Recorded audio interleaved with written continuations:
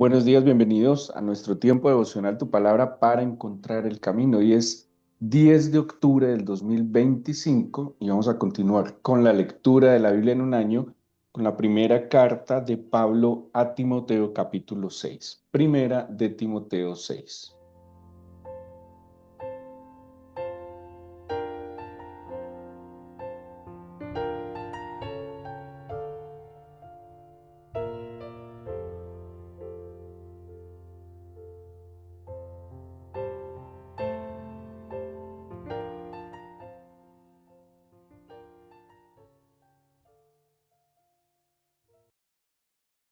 Este último capítulo de Timoteo va a tocar un tema que definitivamente contradice la famosa llamada predicación o evangelio de la prosperidad. En los últimos años, sobre todo en la tendencia neopentecostal, pues se ha popularizado mucho esta predicación, eh, pues es atractiva, ¿sí?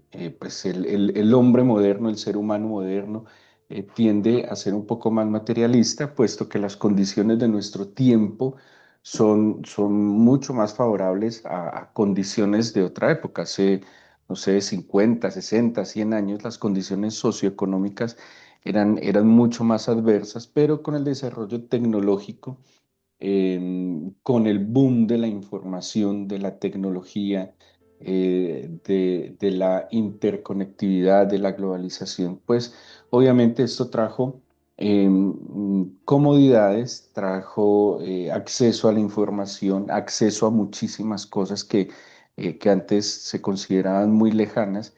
Y, y pues esto también trajo de la mano la popularización de este tipo de evangelio o de predicación, que es un tanto materialista, ¿sí? Solo que es muy atractiva porque el hombre moderno tiene o tiene en su corazón un deseo de más, y es lo que explica la Biblia como avaricia. Y vamos a tomarlo desde el versículo 3 porque los primeros dos versículos tienen más que ver con lo que estuvimos hablando ayer. Acordémonos que hay dos temas en términos generales centrales, que son la exhortación a mantener la sana doctrina, pero también el hecho de mantener una vida piadosa, y la advertencia de los tiempos postreros, de algunas manifestaciones que se darán en los tiempos postreros, perdón, sobre todo en las actitudes y en las conductas que va a tener las personas de los tiempos postreros. Acordémonos que aquí tenemos un papá, ¿sí? A Pablo, un papá que está tratando de instruir, de advertir, de preparar a su hijo amado para las situaciones venideras, advirtiéndolo también de situaciones que pueden sembrarse en su corazón, que pueden surgir de su corazón y que a la postre le pueden hacer daño. Entonces, va a haber, digamos, un contraste entre la piedad con contentamiento y el amor al dinero. Y vamos a ir leyendo algunos versículos donde, de nuevo, al cuidar a Timoteo, Pablo no solo está cuidando a Timoteo, sino que está cuidando, está preparando también a la iglesia, a la comunidad en general, ¿sí? Al ser Timoteo un líder de la iglesia, pues lo que Timoteo pudiera asimilar para sí es lo que él seguramente iba a transmitir a su comunidad. El maestro, en términos generales, el maestro siempre está comunicando lo que él mismo está aprendiendo. De hecho, eso hace parte de la efectividad del maestro. El maestro primero aprende, asimila, lo hace parte de sí, y eso que le recibió lo comparte, y por eso Pablo sabe que si estas sabias palabras las asimila, las tiene Timoteo como parte suya, pues va a ser un mensaje que va a transmitir a la iglesia. Dice entonces el versículo 3: si alguno enseña otra cosa y no se conforma a las sanas palabras de nuestro Señor Jesucristo y a la doctrina que es conforme a la piedad, está envanecido, nada sabe, delira acerca de cuestiones y contiendas de palabras, de las cuales les nacen envidias, pleitos, blasfemias malas sospechas, disputas necias de hombres corruptos de entendimiento y privados de la verdad que toman la piedad como fuente de ganancia, apártate de los tales. Imagínense la advertencia que hace Pablo de discusiones. A ver, el Evangelio en términos generales tiene que ser conciliador, ¿sí? Ojo, y el Evangelio tiene que ser conciliador respecto a la relación que cada ser humano tiene con el Señor primero. Eh, es muy posible, y el Señor advirtió, que el Evangelio podría generar división con aquellos que no se sujetan al Evangelio, ¿sí? Pero pues no tiene sentido que supuestamente los que buscan la palabra del Señor, los que buscan al Señor, pues haya entre ellos cuestiones, contiendas de palabras, donde nacen envidias, pleitos, blasfemias, malas sospechas. O sea, se supone que las divisiones iban a venir porque nos iban a rechazar a causa del Evangelio, ¿sí? Y el Señor lo advirtió. Es muy posible que dentro de las mismas casas, por causa del Evangelio, pues se levantan en contra de nosotros. O sea, el Evangelio iba a implicar persecución, iba a implicar rechazo, iba a implicar peligros, amenazas, pero no de aquellos que profesan el Evangelio. Se supone que aquellos que hemos venido a la luz de la palabra del Señor, pues deberíamos vivir en armonía, deberíamos vivir en unidad del Espíritu y no estas situaciones. Entonces, ¿por qué?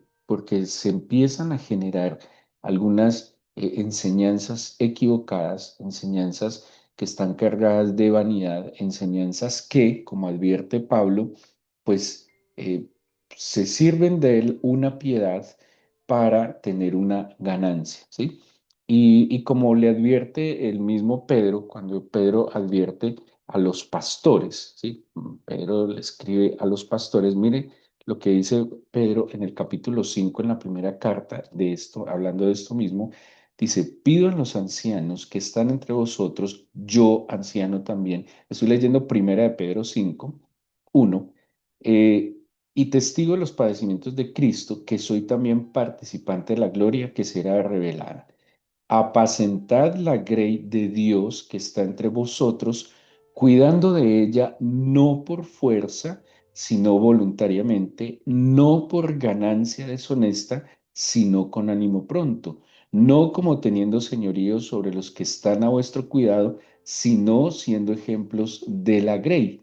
Ahora, la recompensa de aquel que se ejercita en la piedad, que enseña la piedad, la recompensa y la ganancia viene de parte del Señor. Y es lo que dice el versículo 4. Y cuando aparezca el príncipe de los pastores, vosotros recibiréis la corona incorruptible de gloria. Entonces, lo que advierte Pedro y está advirtiéndole también Pablo a Timoteo es que la piedad no puede ser una excusa, no puede ser un motivo, un medio para ganancias que no corresponden, ¿sí? No puede ser en un mal sentido, ya les explico por qué, en un mal sentido un negocio, en un buen sentido debe ser un negocio, porque negocio, les he explicado, implica negar el ocio, o sea, que implica que yo sea productivo en la vida. Y claro, aquel que está llevando el Evangelio tiene que pensar en generar un producto y el producto es el fruto del Espíritu del Señor en cada persona. Ahora, eso va a bendecir la vida de aquel que trabaja para el Evangelio. Por supuesto que sí, y Pablo lo advierte. El que trabaja en el Evangelio, que viva del Evangelio. El obrero es digno de su salario, no pondrás bozal al buey que trilla. Pero ese cuidado, digámoslo así, le va a corresponder a Dios en su justicia, en su misericordia, pero no debe ser una excusa para ganancias deshonestas. Es muy triste cómo en el mundo de hoy muchos utilizan el concepto de Dios, ni siquiera podríamos decir el nombre de Dios, sino el concepto de Dios para tener ganancias deshonestas. Y por eso, de alguna manera, el concepto o el término Dios se vulgariza muchísimo para tener bajo este esquema de una vida de tener más, una vida de prosperidad, entre comillas. Ahora, acordémonos que la Biblia sí habla de ser prósperos, ¿sí? Eso sí habla la Biblia y tenemos un ejemplo muy especial en José, el hijo de Jacob, que fue llevado a como esclavo de Egipto, pero una cosa es ser prósperos y otra cosa es tener prosperidad. Y la advertencia que está haciendo Pablo es contra el desenfreno y el afán del tener prosperidad por encima del ser próspero, ¿sí? Y cuando le cito el ejemplo de José, hijo de Jacob, José, hijo de Jacob, era esclavo. José, hijo de Jacob, fue vendido como esclavo. Y un esclavo se supone que no, pues que está en una condición lamentable. Pero estando esclavo, ojo, la Biblia habla de José estando esclavo que era un varón próspero. Ahora, ¿cómo puede alguien ser próspero sin tener prosperidad? Y ahí está el secreto de la bendición del Señor, porque el ser próspero va mucho más allá del tener. El ser próspero, la misma expresión lo dice, ser es una esencia de aquel que es bendito por el Señor. Por eso, el que es próspero genera prosperidad, o sea, en términos generales, cuando por ejemplo Juan le escribe, dice el anciano que le escribe a Gallo, creo que es en su segunda carta, dice que, amado, yo deseo que tú seas prosperado en todas las cosas, como prospera tu alma y que tengas salud. El ser próspero implica un crecimiento integral en todas las áreas de mi vida, porque tener prosperidad, un día podemos tener y otro día podemos no tener, ¿sí? Pero cuando yo soy algo, independientemente de que un día tenga o un día no tenga, mi esencia no va a cambiar, ¿sí?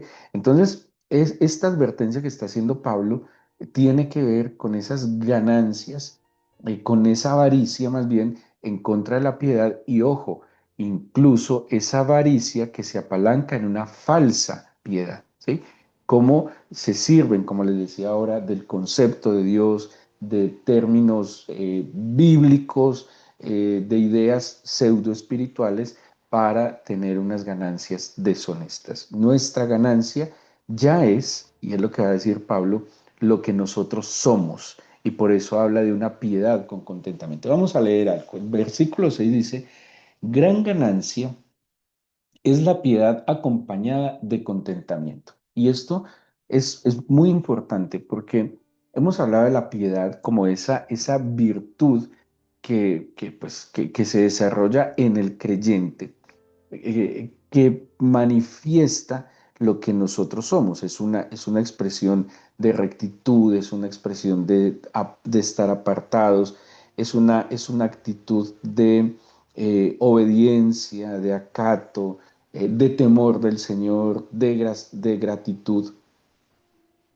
de esperanza, de fe, de confianza. Todo esto implica la piedad, pero dice que la piedad es una gran ganancia cuando está acompañada de contentamiento. Es posible entonces que haya personas que hayan desarrollado piedad, pero que no estén disfrutando de la vida piadosa, ¿sí?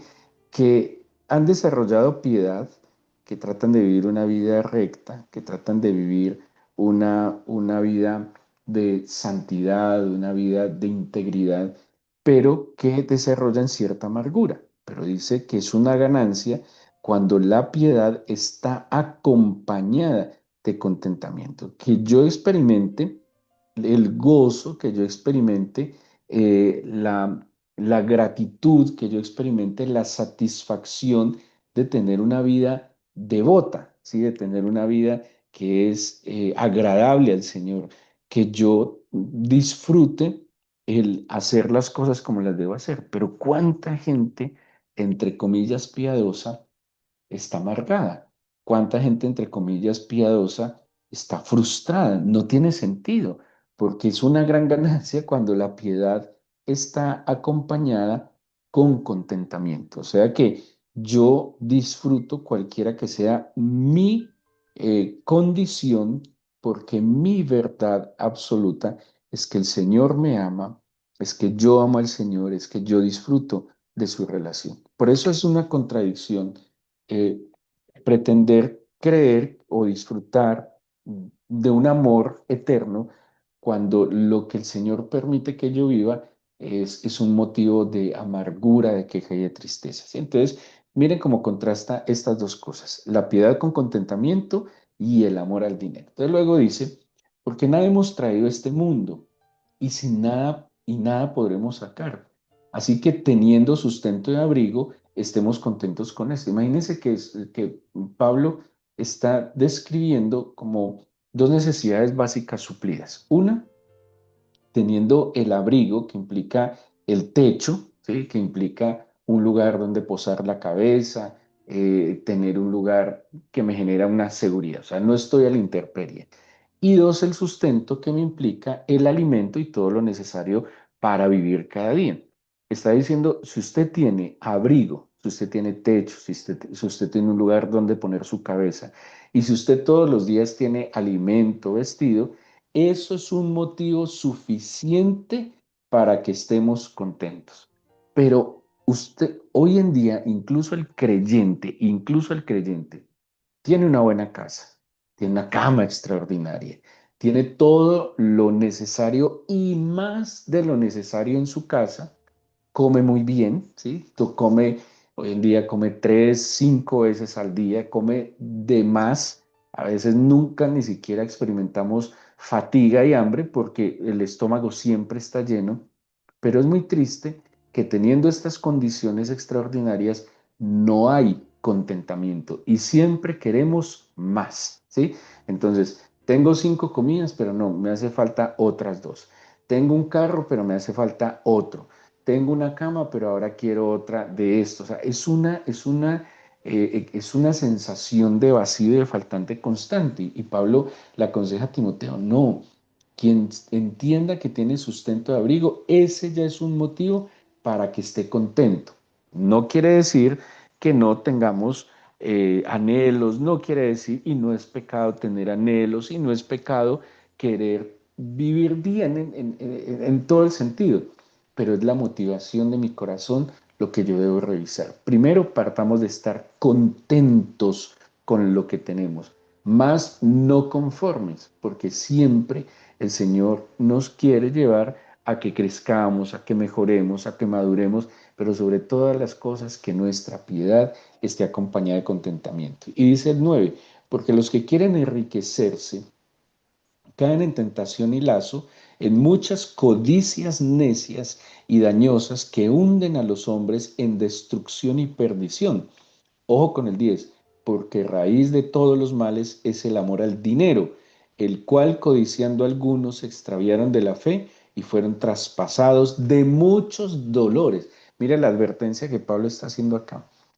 Quien no aprende a estar contento con lo que tiene ahora, nada garantiza que partiéndose la vida en dos por tener más, va a estar contento el día de mañana. Quien no experimenta gratitud, contentamiento y felicidad en este tiempo con lo que es ahora, no.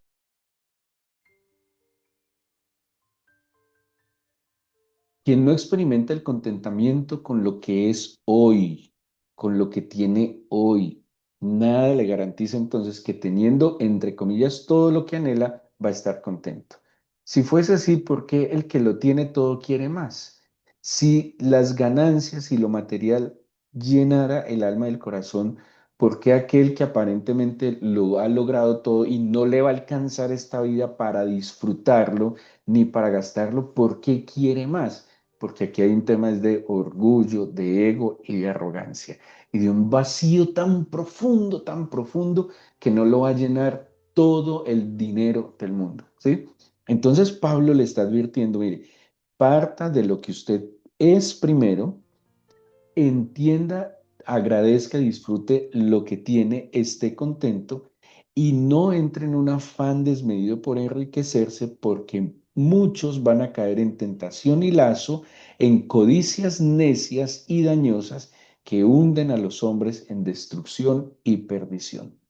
El dinero no es bueno ni es malo. El dinero solo es un medio, Pero ¿dónde está? Y esto es muy, muy contundente. La raíz de todos los males es el amor al dinero, porque el amor al dinero va de la mano al amor al poder.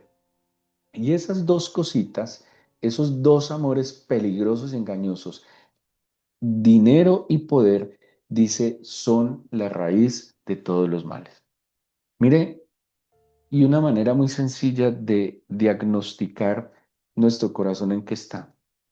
Si su, si su emoción, si su estado de ánimo más bien cambia con o sin dinero, hay algo que usted debe revisar. Si, por ejemplo, cuando tiene dinero, se pone muy contento y se siente muy seguro y se siente muy feliz y siente que la vida es una maravilla y que le sonríe todo, pero cuando pasa lo contrario, que ante el faltante dinero, la escasez de dinero, empieza a sentir miedo, inseguridad, dudas, temores, tristeza, amargura, quiere decir, y es muy posible, que su corazón ame profundamente al dinero.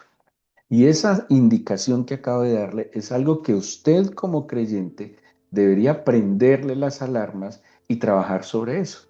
Porque Pablo dice, cuando dice todo lo puedo en Cristo que me fortalece, está diciendo, yo sé vivir si tengo mucho o sé vivir si tengo muy poco.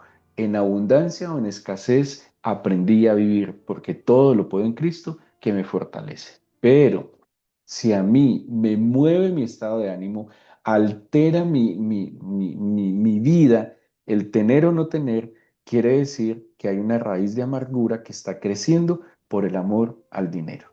Claro, es obvio y es normal que usted experimente en algún momento cierta preocupación ante ciertos compromisos que puede tener, claro que sí, pero su estado de ánimo, su estilo de vida normal no puede ser alterado, porque entonces, ¿dónde está mi confianza en que mi Señor es mi pastor, que Él no me faltará y Él es el que permitirá que las cosas vengan a mi vida? Hay cosas que el Señor me va a dar siempre, paz en medio de la tormenta, me va a dar esperanza viva en Él, llenará mi corazón de amor para que yo pueda actuar con sobriedad, con justicia, con verdad. Mire lo que dice, la raíz de todos los males es el amor al dinero, pero por otro lado, ¿dónde está la gran ganancia? En la piedad acompañada con contentamiento. ¿Sí ven cómo contrapone estas dos posturas? El amor al dinero va a traer muchos dolores. Mire lo que dice, fueron traspasados de muchos dolores. Quien pone su corazón en el dinero va a sufrir mucho, mucho, mucha gente muere por el amor al dinero. Mucha gente padece, vive mal con su familia por el amor al dinero, pero aquellos que acompañen la piedad con contentamiento van a experimentar una gran ganancia. Y esto es lo que Pablo le está advirtiendo a su discípulo Timoteo. Y la última parte, bueno, ya vamos a llegar a la última parte de la carta, pues le advierte acerca de mantener y librar la buena batalla de la fe. ¿Qué le dice Pablo a Timoteo? El 11, hombre de Dios, huye de estas cosas. O sea, ¿huye de qué? Huye del amor al dinero, de la codicia engañosa, dice, y sigue la justicia, la piedad, la fe, el amor, la paciencia, la mansedumbre.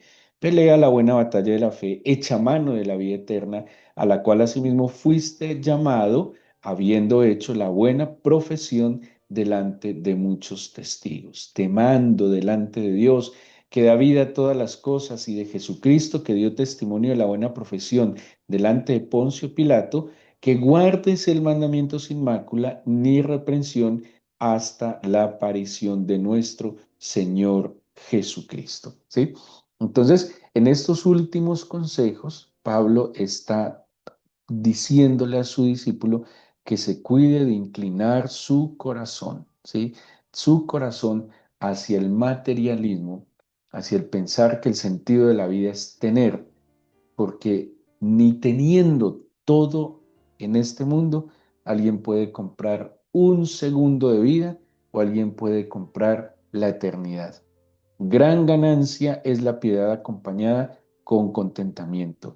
Estas herejías, entonces, que Pablo está advirtiendo, tenían que ver con, como les dije, esa promoción equivocada de que buscar al Señor es un acaba problemas y automáticamente un seguro de vida, ¿sí?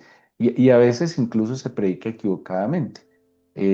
Diezmar y ofrendar no es un seguro contra todo riesgo que usted paga mensualmente. Eso no es así. Entonces, algunos lo profesan de esa manera. No, si usted diezma, no, eso usted asegura todo. Eso nada se le daña, el devorador será quitado. No, yo conozco en toda mi vida gente muy piadosa, gente muy fiel al Señor, que las cosas se le dañan, que el ladrón mata, quita y hurta también. Pero es que estos principios tienen que ver con confianza, ¿sí? Y con reconocer de que todo lo que soy, todo lo que hago y todo lo que tengo proviene de sus manos. Y que si Él es mi Padre, y si Él es mi Señor, a Él lo debo honrar y lo debo temer, amar, obedecer y acatar. ¿Sí? Entonces Pablo advierte, finalizando esta carta a su discípulo Timoteo, una inclinación muy común en el ser humano, que es anhelar más cosas, eso es codicia, anhelar más de lo que tengo, más de lo que puedo disfrutar, de verdad más de lo que puedo y alcanzaría a disfrutar. Por eso es muy lamentable que haya casas de creyentes donde se bote comida. Hay que administrar mejor. La comida no se debería botar. Y no es justo porque hay personas en el mundo que seguramente no es culpa suya, claro que no, pero hay personas en el mundo que no tienen alimentos. Y no tiene sentido que yo desperdicie cuando hay seres humanos que están anhelando una de las 5 o 7 comidas nuestras cada día. Por eso, nuestro corazón, cada que se siente a la mesa, debe tener humildad, gratitud, bendecir esos alimentos, porque sí es un favor del Señor y es un milagro. Solo piense en qué pasaría si sus condiciones fueran diferentes.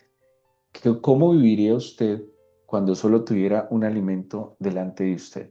Creo que lo agradecería desde lo profundo del alma. Bueno, ahora que los tenemos con abundancia, deberíamos agradecerlo con la misma devoción y con la misma y con el mismo contentamiento, como si solo tuviésemos un solo alimento.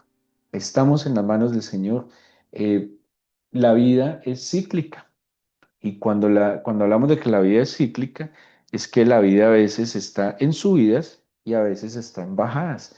No todo el mundo va a estar siempre subiendo y no todo el mundo va a estar siempre bajando. Y esa vida, pues el Señor me ofrece que es humano, me va a guiar, me va a orientar, me va a dar sabiduría, fortaleza y voy a experimentar contentamiento cualquiera que sea mi situación. Démosle gracias al Señor por esta semana y apliquemos la piedad con contentamiento, así que haya gratitud en nuestro corazón porque esta semana, Señor, vimos tu provisión, cada alimento que pusiste delante de nosotros, que pudimos disfrutar, que nos nutrió, Señor, que fue placentero para nuestro paladar también. Gracias por el abrigo que nos concediste, por el techo seguro que nos concediste, Señor. Muchas gracias porque tú estás con nosotros.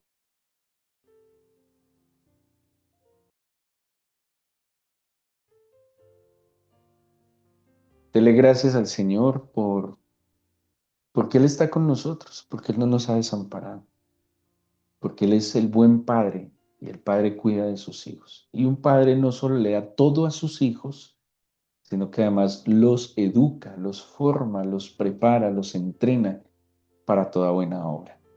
Señor, yo te pido que nos des tu bendición para este fin de semana, que así como nos acompañaste cada día de esta, podamos terminarla congregándonos, eh, encontrándonos a compartir nuestra común fe, pero también preparando nuestro corazón para lo que viene. Te encomendamos este día, Señor, nuestras entradas, salidas, nuestros deberes, lo que tenemos que hacer. Permítenos hoy ser productivos en todas las áreas de nuestra vida. Ese es el deseo de tu corazón, que seamos prósperos más que tener prosperidad. Y el ser próspero implica, Señor, confiar, tener fe, esperanza y certeza que todo proviene de tus santas manos. Te bendecimos y te agradecemos que escuches nuestra oración, Señor, en el nombre de Jesús. Amén.